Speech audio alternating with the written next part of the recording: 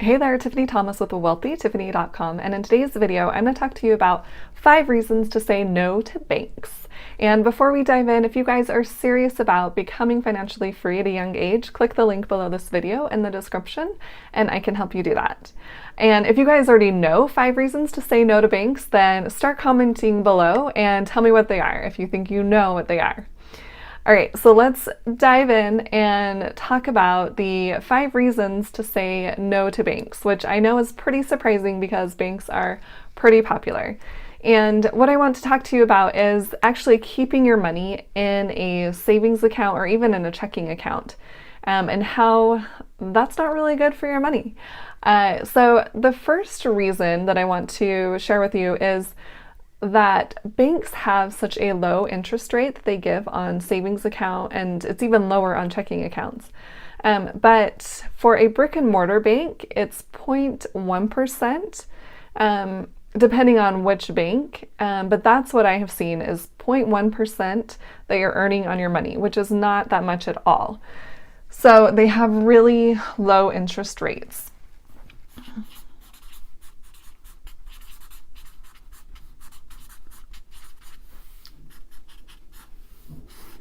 So it could be 0.1%. So you're earning hardly anything on your money. And if you do choose to use an online bank, then it could be more. So maybe around 2% is what online banks are providing in a savings account. So Ally actually does 2.2% right now, which is a little bit better, but it's still not great. So if you are keeping your savings or an emergency fund in a bank, you want to keep that amount as low as possible because it's not making your money work for you. It's giving you hardly any money at all. And the second reason to say no to banks is because the way they work, for example, I'll use Ally. So Ally compounds its money daily, and then it pays you every month on the same day. So let me share what I am talking about.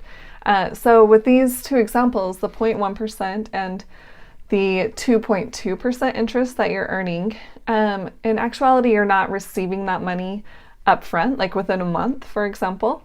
So they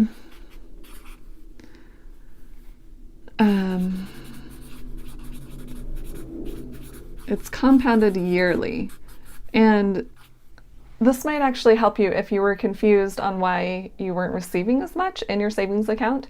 So I'm going to use the 2.2% example. So what you need to do is you need to take that 2.2% and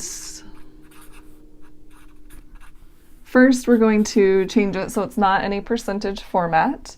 So we're going to move the decimal over 2 decimal places. So it's actually 0.022. And then since it's compounded daily, so there's 365 days in a year, so we're going to take that 0.022 and divide it by 365, because that's how many days are in a year. So we'll divide that by 365.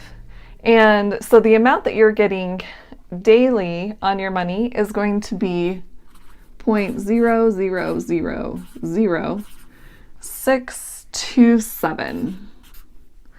So that's the amount you're receiving daily on the money that you have in your savings account. So if you have $1,000 in your savings, then we're going to multiply this number by 0.000627, which is going to give us 0.06 per day. So 6 cents per day.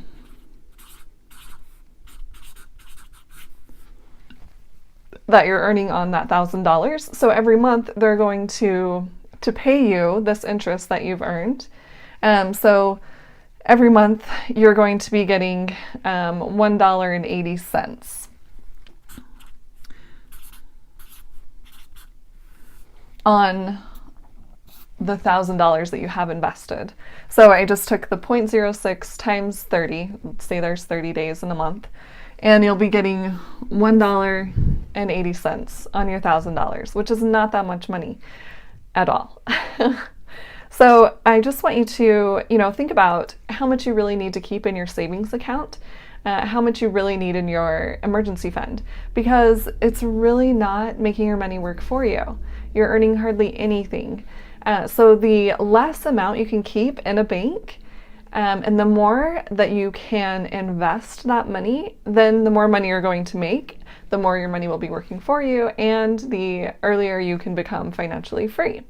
Which brings us to our third point that I want to talk about in saying no to banks.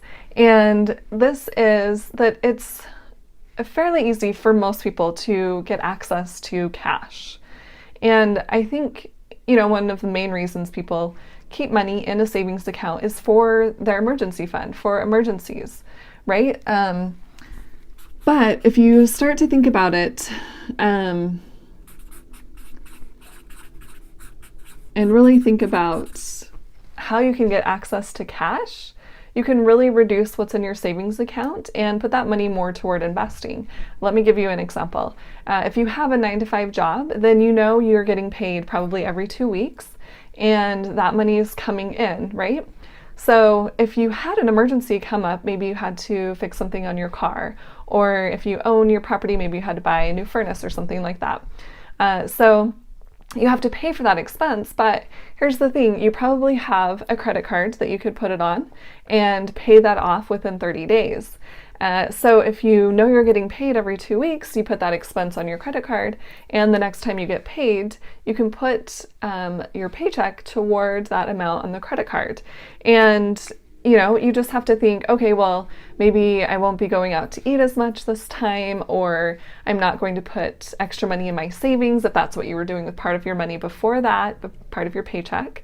Or, just figure out ways to reduce your expenses for a little bit until you can pay that expense off. So just think about different ways that you have access to cash. And even if you are an entrepreneur, maybe you can do some type of sell on one of your products, or, do a, some type of bundle, or, you could even offer your skills in some way, tell people that you can help them, write their resume, or I don't know, whatever it is that your skills are.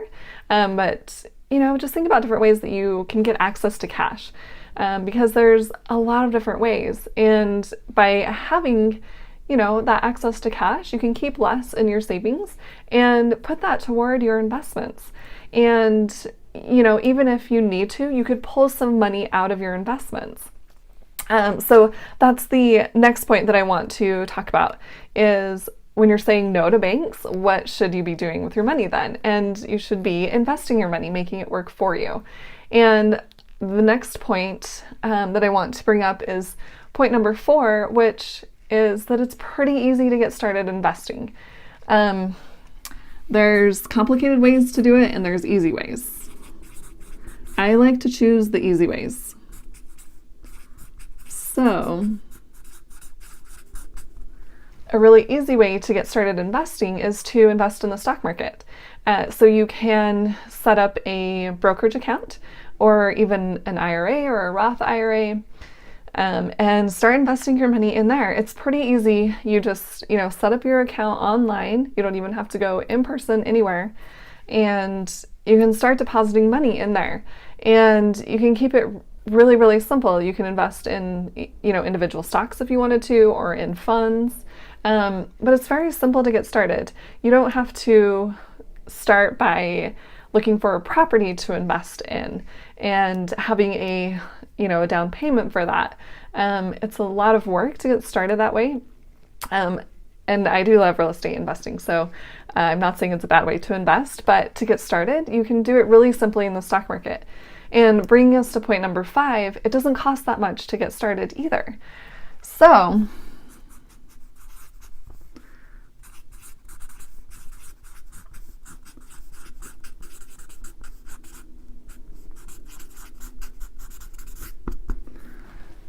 it's pretty low cost to get started investing. And if you already have your money in a savings account and you feel like there's extra money there, then you can take that money out and put that in an investment account. You can start investing in the stock market. So I wanted to share these 5 points with you guys, and really, get you started thinking about, okay, do I really need that much in my savings? Do I really need to keep that much money in a bank when it's not making my money work for me? It's not giving me high payoffs. And honestly, you can get access to cash other ways. You just have to kind of think about it. And, like I said, think about how much you actually need in your emergency fund. Sometimes I feel like people go overboard with that, and for sure I want you to get sleep at night. I don't want you to lose sleep. But really think about, what are the emergencies that you have? What have you had in the past? How much money have you had to come up with really quickly? Maybe you had to pay your deductible on your insurance, maybe on your health insurance or your car insurance. Or, maybe you did have to buy a furnace for your house, or something for your car. But those emergencies tend to be few and far between.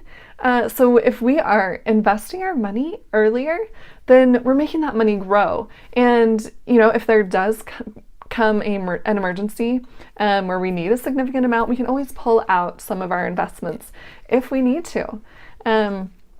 But really think about, what emergencies have you seen in the past? How much money have you had to put toward that?